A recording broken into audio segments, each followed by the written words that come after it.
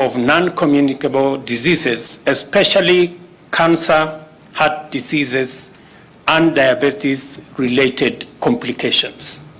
Additionally, we are acutely aware of the drastic socioeconomic impact of these diseases. Many Kenyan households live under the threat of having all their savings wiped out by illness, and 36% of Kenyans risk falling into poverty on account of catastrophic financial expenditure.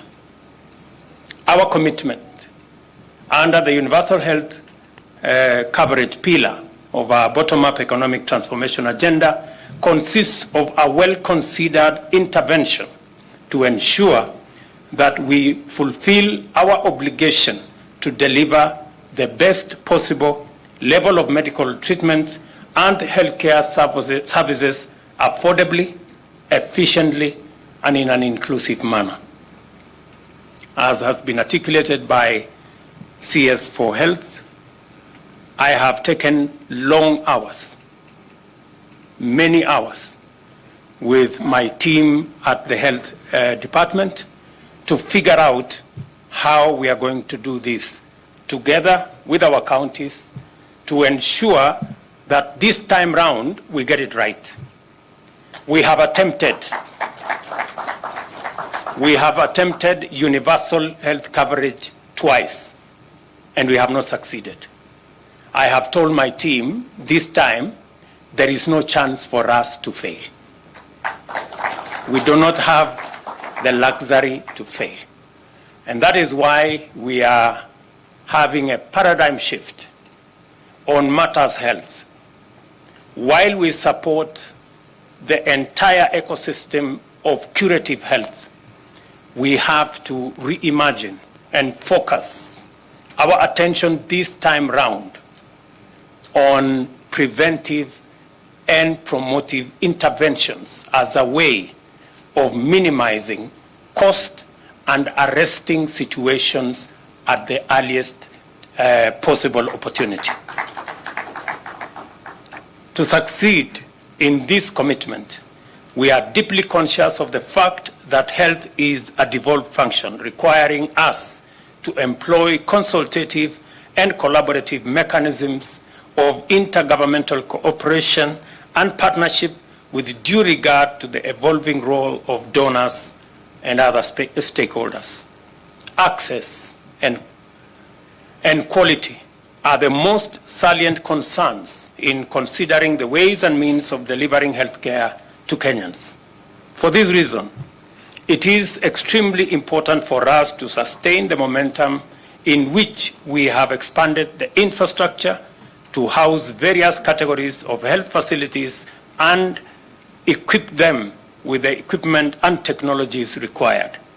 It is also important to accompany this development program with interventions to radically bring down the cost of treatment to a level where it is no longer a barrier to access for the majority of Kenyans.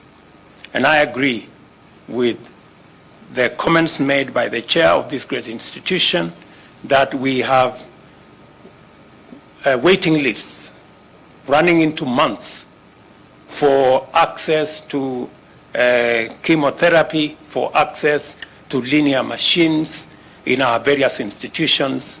At the moment, we only have 3 linear machines in public hospitals, 1 in this great institution, 1 in Kenyatta, and 1 in Moi Teaching and Referral Hospital.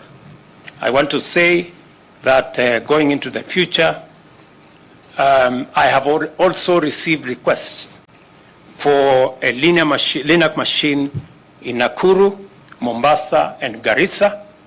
And now I have also gotten a request that you have an extra bunker in this facility. I want to commit to you, as I do to the other 3 hospitals in Nakuru, Mombasa, and Garissa, that these LINAC machines will be delivered in the next 120 days. The Ministry of Health is properly guided on the mechanism for the delivery of these machines, and I agree that we should reduce the time Kenyans have to wait for treatment from months to days. Hopefully, with the delivery of these 3 machines, Kenyans will have to wait for hours. Hopefully. I am really hoping that that is the direction we want us to go.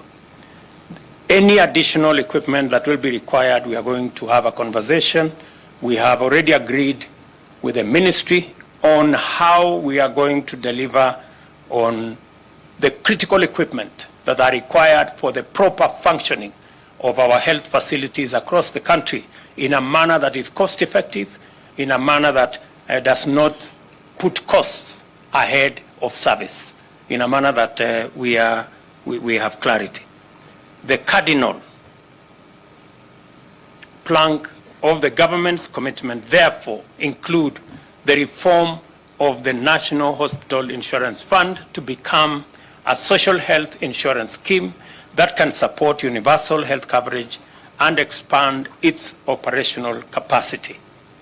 And again, let me say that we have taken time. We have interrogated the new national